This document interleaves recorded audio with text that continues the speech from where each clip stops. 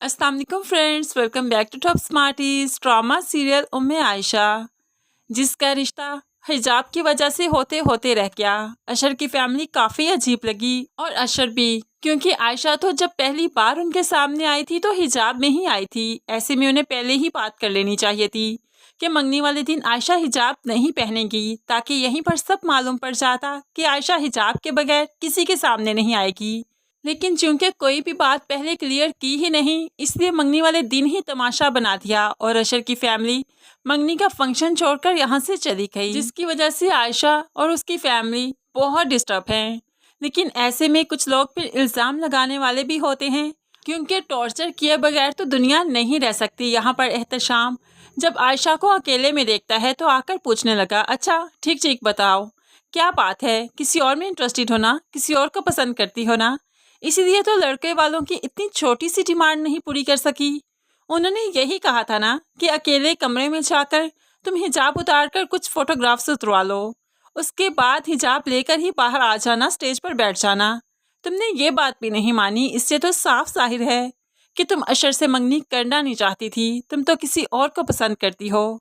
अब एहतशाम ने इतने बड़े बड़े जो इल्ज़ाम लगा दिए तो आयशा को ये ज़रा नहीं पसंद आए कि फ़ौरन से पहले एहतशाम को बुरी तरह से डांटते हुए यहाँ से चली गई, क्योंकि आयशा बेशक असफन को पसंद तो करती है, लेकिन उसने असफन की वजह से यहाँ पर कुछ नहीं किया। अगर अशर और उसकी फैमिली थोड़ा सा कोऑपरेट करते तो आयशा ये मंगनी ज़रूर कर लेती।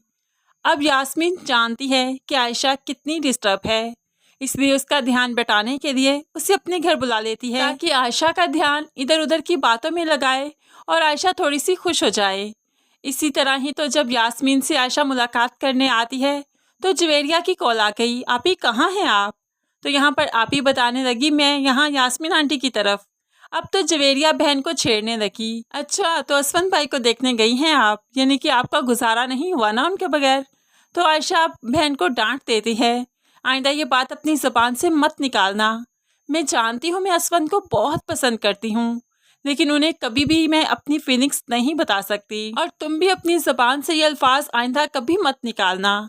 अब यहाँ पर दूर खड़ी अनुशे आयशा की बातें सुन चुकी है और बहुत ही ज़्यादा गुस्से में है, क्योंकि वो पहले ही जानती थी कि आयशा जो बार बार यहाँ आती है कोई ना कोई बात तो ज़रूर है।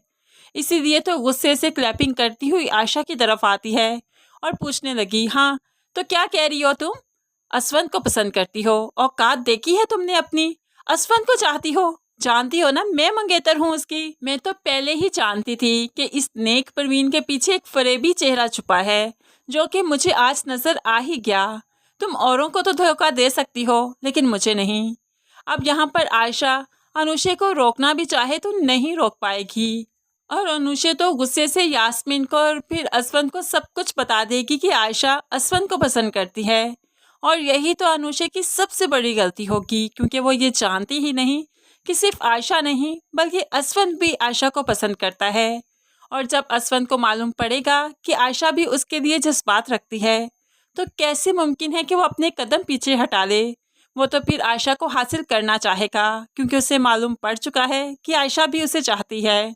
इस तरह से अनुशे अपने पैरों पर खुद ही कुल्हाड़ी मारेगी, क्योंकि यास्मीन को तो आयशा पहले ही बहुत पसंद थी। जब बेटा एक बार कहेगा कि आयशा से शादी करना चाहता है तो यास्मीन तो खुशी से पागल ही हो जाएगी और अनुशे का रिश्ता ख़त्म करने में 1 मिनट नहीं लगाएगी। ऐसे ही अनुशे ने गुस्से में आकर कुछ नहीं सोचा कुछ नहीं समझा और अपना घर बसने से पहले ही हराम कर दिया।